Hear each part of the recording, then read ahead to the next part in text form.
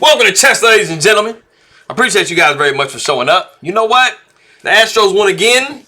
So for all those haters out there, you know who you are. Ha ha. Anybody else, man, especially if you're an Astros fan, you know, we got it rolling on, got it hooked up. It's 2-0 going on, so we just need 2 more, and then we just done. We all the way done with the Mariners. We don't even need to, go any further. But we are here for chess. And so I do have the round 7 game between Robson and Wesley. And this is a Webster University, kind of clash situation going on. Because as you guys might be aware, both of these individuals went to Webster University, which is a really, really strong chess program in the United States. But if you guys, let me see. Okay, I got my people in the Philippines, as always. Mabu, hi to you. Kamusta na aking makaibigan. Messiah Komakita Kang Muli. I appreciate you guys very much for showing up. But if you guys are ready to go, let's take a look and see what we have for this game, homie. We got the move D4. We got knight to F6. We got C4, E6, knight to C3. And we are inviting the Nimzo Indian, which Wesley Soul says, I will oblige you. So he goes bishop to B4. And we have the Nimzo Indian defense, as you guys are probably aware. This is one of the most famous openings in the history of the game of chess. Everybody talks about Nimzo this, Nimzo that. We do have the move E3. We got castles by black. We got knight to F3. Bishop takes C3. Pawn takes C3. But even though it looks kind of bad, you're like, man, I just, why did I mess my pawn up like this, right? Well, the thing about it is, it's not always the case, but a lot of the times when you do get, some pieces captured and you are bringing pawns closer to the center of the board, it can be very beneficial for you. It's not like it's like, the greatest ever, but I mean, you do have a lot more control over a lot more central squares going on in this particular situation, so everything is good.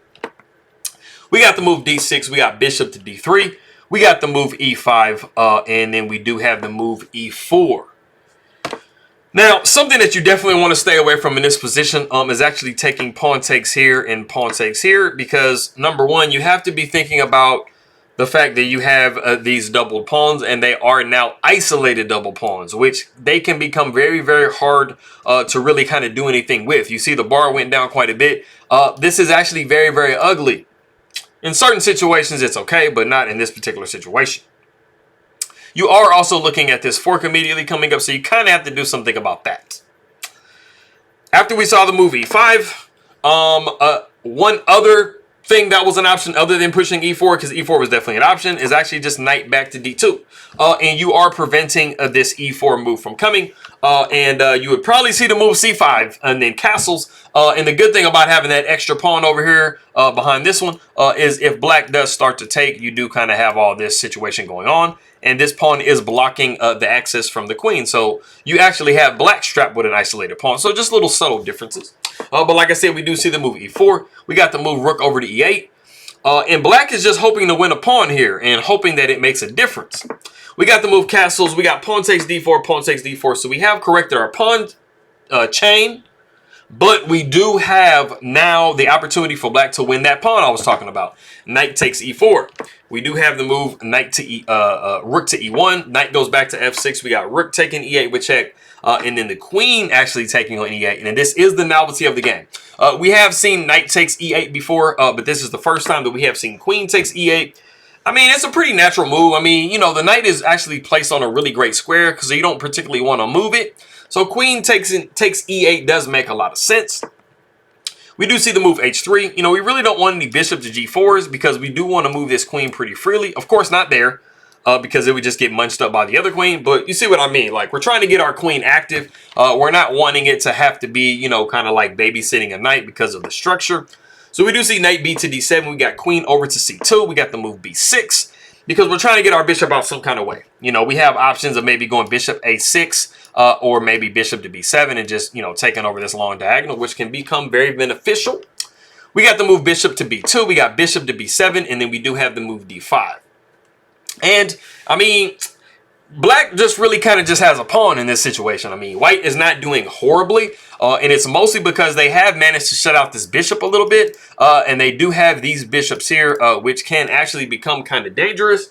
But, I mean, if black does everything that they need to do, they really just kind of just have a pawn. They're pretty much, just kind of all the way good. And then, of course, you know, b5 can come at some point. And they do have the ability to start to kind of damage this little pawn chain that we have in the center of the board for white. So we do see the move queen over to f8. We got the move g4, which might look kind of dangerous, but because this bishop is kind of shut out, I mean, you're not really worried about this king, you know, kind of in this particular situation. And black doesn't have a lot of pieces to kind of damage you in this particular thing. So when you are trying to open up in front of your king, you have to take those couple things into consideration. We do see the move h6.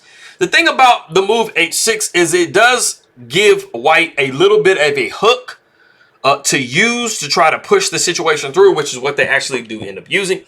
We go safety first with king to h2. We got the move c6, and then we do have that move g5 that I was talking about. And you know, the problem is you can kind of attack this knight and also attack this pawn at the same time, and you absolutely do not want this position becoming, you know, ripped open like you can see. So we do see pawn taking g5 and then knight taking g5. And I mean, as white, you know, the king is pretty safe. You're thinking of, you know, moving rook to g1 at some point, putting a lot of pressure here. You got these bishops kind of bearing down. So, I mean, the situation has become pretty favorable for the white side, for sure. So, we do see the move pawn takes d5. And we have actually reached the point in the game already that, you know, Ray Robson actually finds a really, really nice move to play in this position. If you want to go ahead and pause the video and see what move Ray Robson comes up with, go ahead and do so.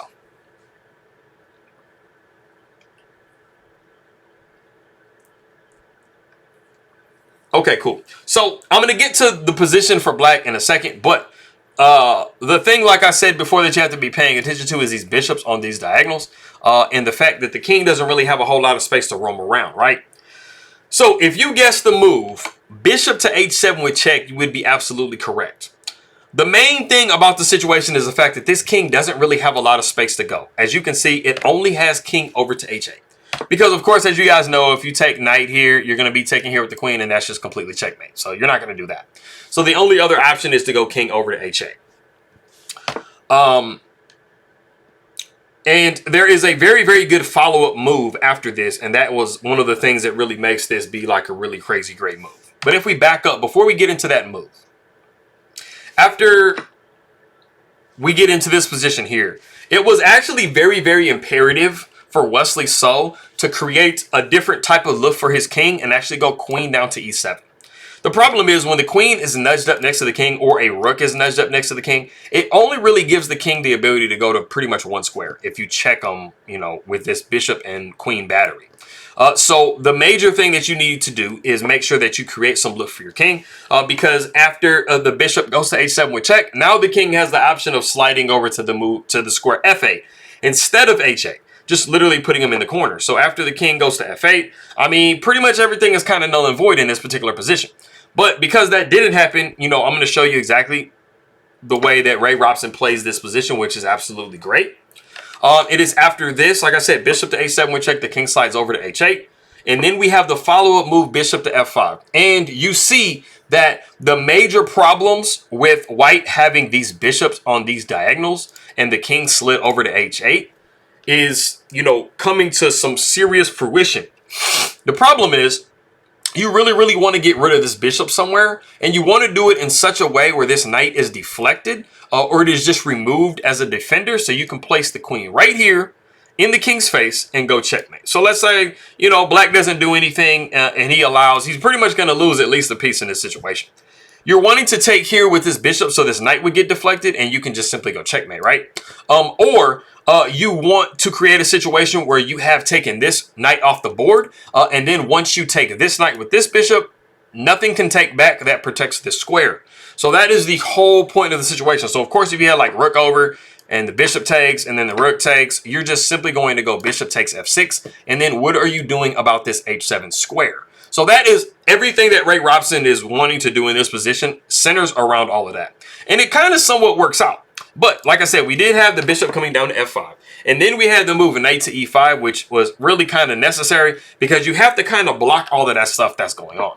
But you have this really, really nice move f4. So you have this lonely pawn on f2, and it's literally serving the greatest purpose ever by going to f4. And basically, Ray Robson is getting kind of everything he wants out of this position. And Wesley So is having to try to figure out, how am I going to get out of this situation? Because he is threatening checkmate everywhere. Knight goes up to g6. We immediately see bishop takes f6, which does remove the defender of the h7 square like we wanted. We got pawn taking f6. And then we actually have knight taking f7 with check, removing the defender of the g6 knight. So after the queen takes on f7, we do see bishop taking g6. And you can see that now white has gotten their piece back.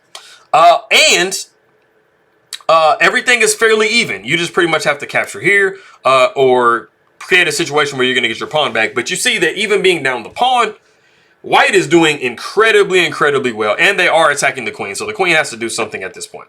The queen slides over to e7. And we do see the move queen over to f2. We are trying to creep in this position via h4. We got the move f5. We got rook finally getting over to g1, which is like the dreamiest move that we talked about earlier.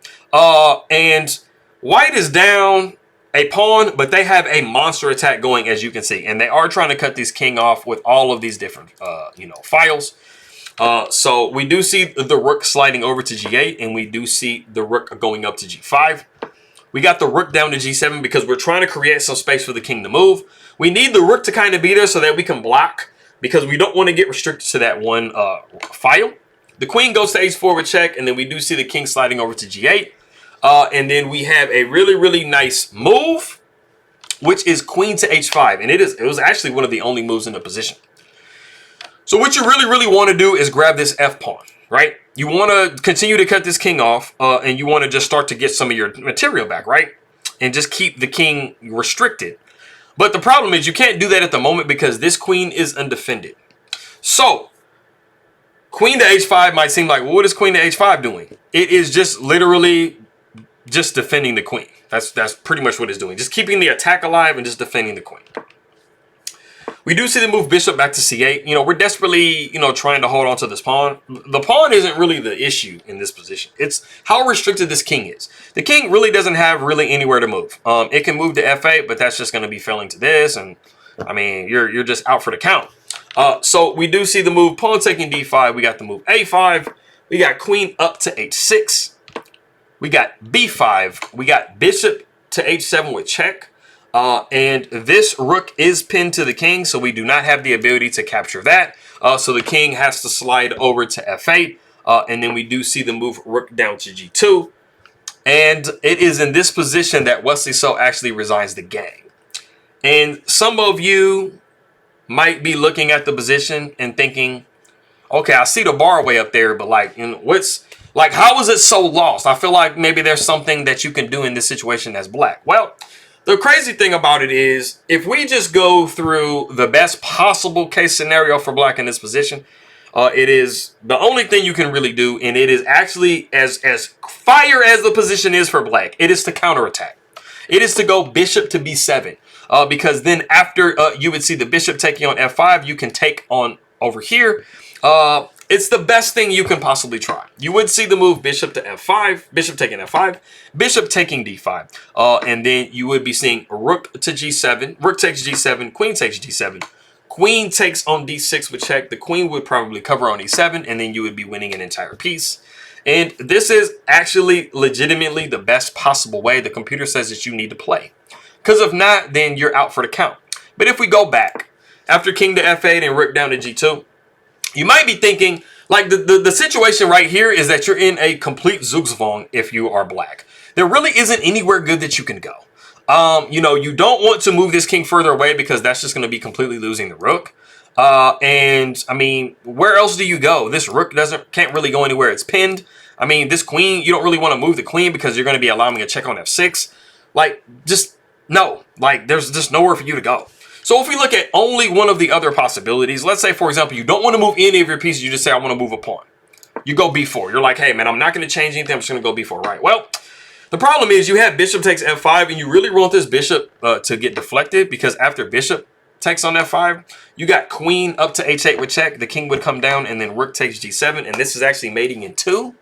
Not only that, but the queen is going to go bye-bye. So that is not good, man. So just kind of giving you guys some examples as to why it's so bad.